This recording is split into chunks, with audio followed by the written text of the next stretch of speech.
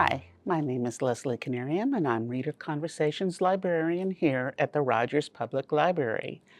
And we're here to demonstrate the April Adult Take It, Make It craft, which is Easter/spring holiday cards. This is a fun project with stuff that you can make that you probably have around the house, but just in case you didn't, I provided it in your kit, and we're going to start out with 2 pieces of wax paper, and you should have gotten in your kit 3 crayons. I ground them up in my food processor. You could also use a grater if you don't have a food processor. Do remember, if you are grating the crayons on anything that is used for food, the crayons are non-toxic, but you will want to wash them very well in hot soapy water. So you're just going to take your ground up crayons and scatter them over the wax paper. The colors can blend, and it's pretty when they do, but you probably want to try and keep each color in its own place. And then you take your other piece of wax paper and set that on top. And I would, if I were you, put another cloth on top of that, because what we're going to do is take a hot iron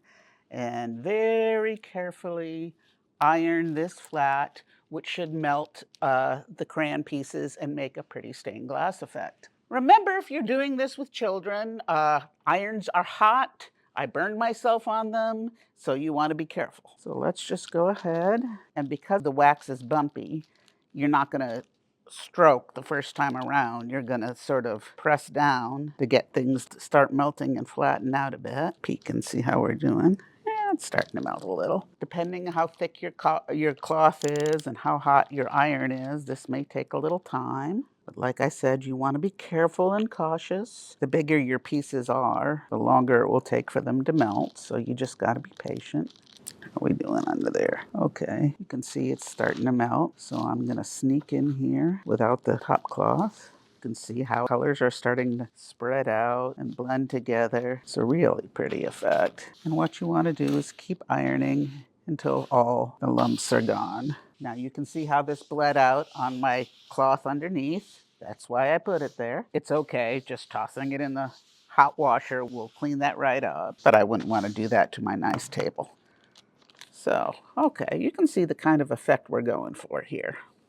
Let that cool a bit. And boy, well, that's a nice start, but what are we going to do with that? You have also received in your kit a pattern sheet. You can see it's got different size eggs on it, or if you don't feel like doing eggs, you've got a flower. And I'm going to go ahead and cut out the biggest size egg and use this for my pattern. I'm going to pick some part on here that I really like and trace around my pattern and cut that out. And as you can see, we have this beautifully marbled egg now. I don't know if you can tell with the camera, but it also has, if you hold it up to the light, it has a lovely stained glass see-through effect. You also in your kit will have a couple of pieces of stiff paper, and these are going to be the body of your card. And once again, you're going to take the same shape and trace it around. But a thing you're going to want to be careful of is this edge here, because you want an actual card that you can open. So we're going to scoot the pattern over just a little bit so it overlaps with the edge.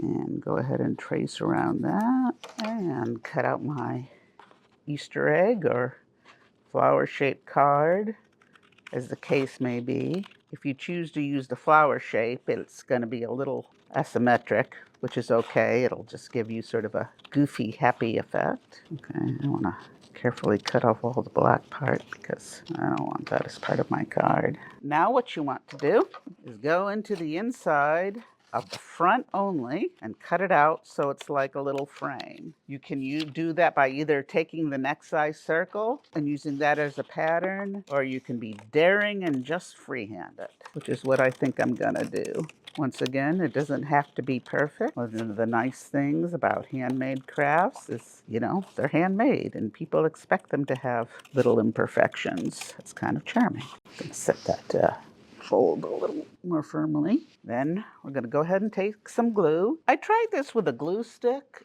It didn't work so well. I don't think glue sticks like sticking to wax paper, but you're certainly welcome to try it.